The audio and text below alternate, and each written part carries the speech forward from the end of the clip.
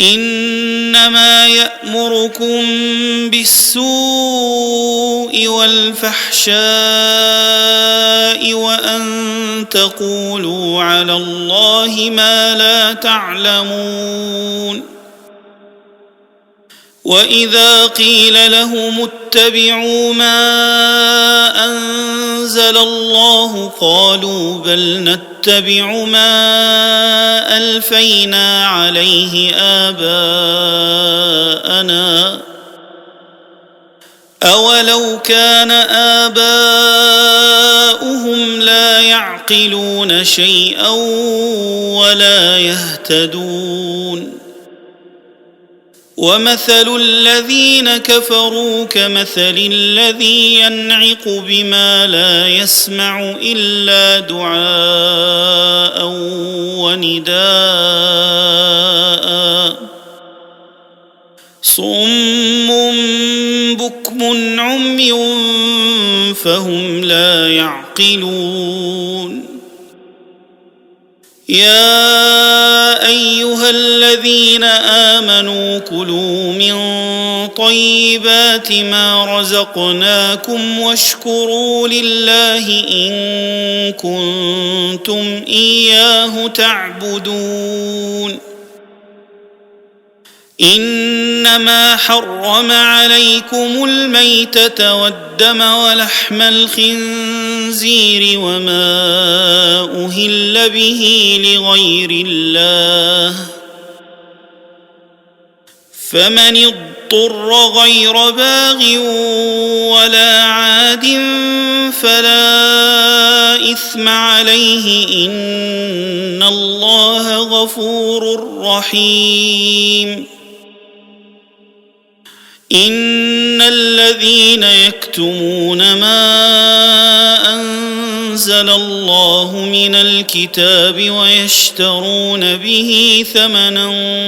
قليلا أولئك ما يأكلون في بطونهم إلا النار ولا يكلمهم الله يوم القيامة ولا يزكيهم ولهم عذاب أليم أولئك الذين اشتروا الضلالة بالهدى والعذاب بالمغفرة فما أصبرهم على النار ذلك بأن الله نزل الكتاب بالحق وإن الذين اختلفوا في الكتاب لفي شقاق بعيد ليس البر أن تولوا وجوهكم قبل المشرق والمغرب ولكن البر من آمن بالله واليوم الآخر والملائكة والكتاب والنبيين وآتى المال على حبه ذوي القربى واليتامى والمساكين وابن السبيل والسائلين وفي الرقاب وأقام الصلاة وآتى الزكاة والموفون بعهدهم إذا عاهدوا والصابرين في البأساء والضراء وحين البأس أولئك الذين صدقوا وأولئك هم المتقون يا أيها الذين آمنوا كتب عليكم القصاص في القتلى الحر بالحر والعبد بالعبد والأنثى بالأنثى فمن عفي له من أخيه شيء فاتباع بالمعروف وأداء إليه بإحسان ذلك تخفيف من ربكم ورحمة فمن اعتدى بعد ذلك فله عذاب أليم ولكم في القصاص حياة يا أولي الألباب لعلكم تتقون كتب عليكم إذا حضر أحدكم الموت إن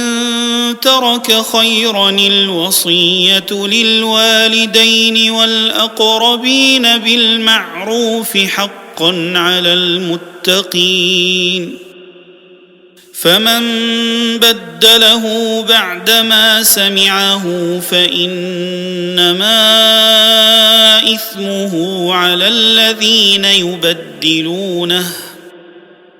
إن الله سميع عليم فمن خاف من موص جنفا أو إثما فأصلح بينهم فلا إثم عليه إن الله غفور رحيم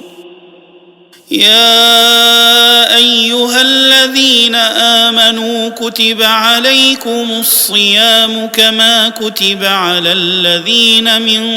قبلكم لعلكم تتقون أياما معدودات فمن كان منكم مريضا أو على سفر فعدة من أيام أخر وعلى الذين يطيقونه فدية طعام مسكين فمن تطوع خيرا فهو خير له وأن تصوموا خير لكم إن كنتم تعلمون شهر رمضان الذي أنزل فيه القرآن هدى للناس وبينات من الهدى والفرقان فمن شهد منكم الشهر فليصمه ومن كان مريضا أو على سفر فعدة من أيام أخر يريد الله بكم اليسر ولا يريد بكم العسر ولتكملوا العدة ولتكبروا الله على ما هداكم ولعلكم تشكرون وإذا سألك عبادي عني فإني قريب وإذا سألك عبادي عني فإني قريب أجيب دعوة الداع إذا دعان فليستجيبوا لي وليؤمنوا بي لعلهم يرشدون أحل لكم ليلة الصيام الرفث إلى نسائكم هن لباس لكم وأنتم لباس لهن علم الله أنكم كنتم تختانون أنفسكم فتاب عليكم وعفى عنكم فالآن باشروهن وابتغوا ما كتب الله لكم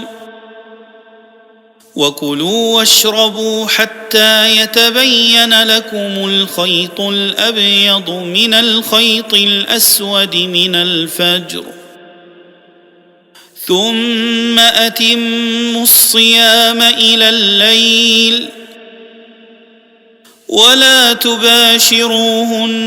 وأنتم عاكفون في المساجد تلك حدود الله فلا تقربوها كذلك يبين الله آياته للناس لعلهم يتقون ولا تأكلوا أموالكم بينكم بالباطل وتدلوا بها إلى الحكام لتأكلوا فريقا من أموال الناس بالإثم وأنتم تعلمون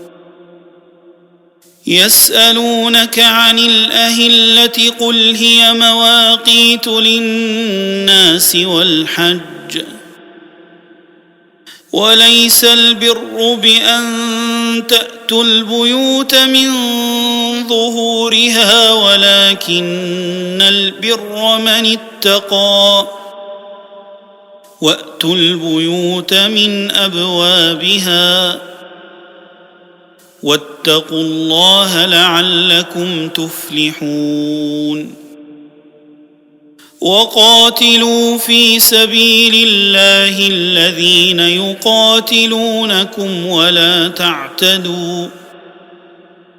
إن الله لا يحب المعتدين واقتلوهم حيث ثقفتموهم وأخرجوهم من حيث أخرجوكم والفتنة أشد من القتل ولا تقاتلوهم عند المسجد الحرام حتى يقاتلوكم فيه فإن قاتلوكم فاقتلوهم كذلك جزاء الكافرين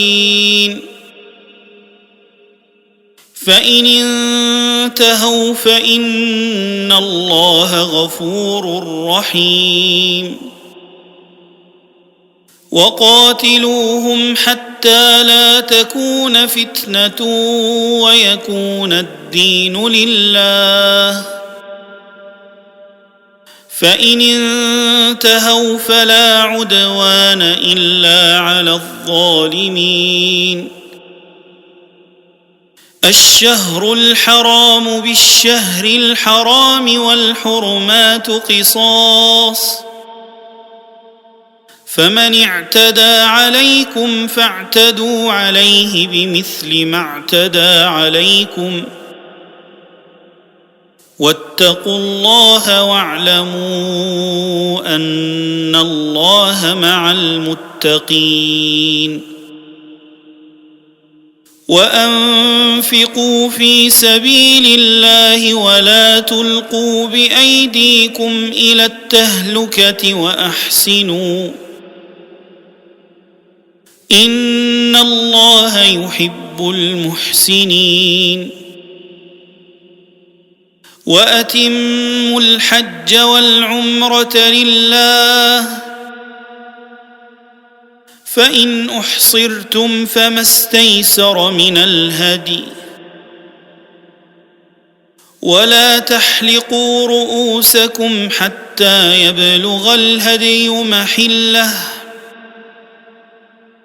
فمن كان منكم مريضا أو به أذى من رأسه ففدية من صيام أو صدقة أو نسك فإذا أمنتم فمن تمتع بالعمرة إلى الحج فما استيسر من الهدي فمن لم يجد فصيام 3 أيام في الحج و7 إذا رجعتم تلك 10 كاملة ذلك لمن لم يكن أهله حاضر المسجد الحرام واتقوا الله واعلموا أن الله شديد العقاب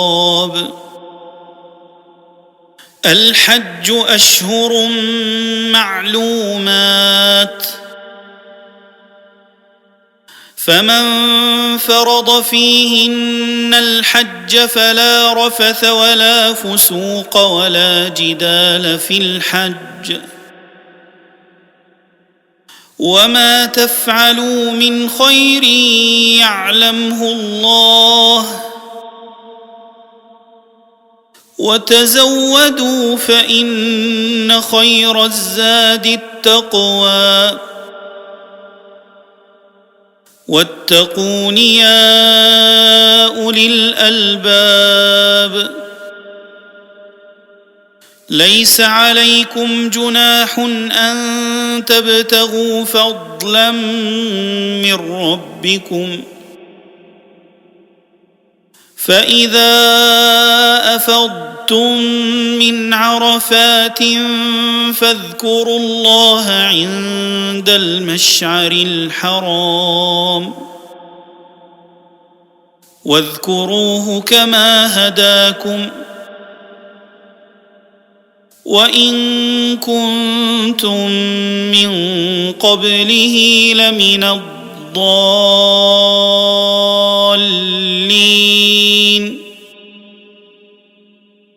ثم أفيضوا من حيث أفاض الناس واستغفروا الله إن الله غفور رحيم فإذا قضيتم مناسككم فاذكروا الله كذكركم آباءكم أو أشد ذكرا فمن الناس من يقول ربنا آتنا في الدنيا وما له في الآخرة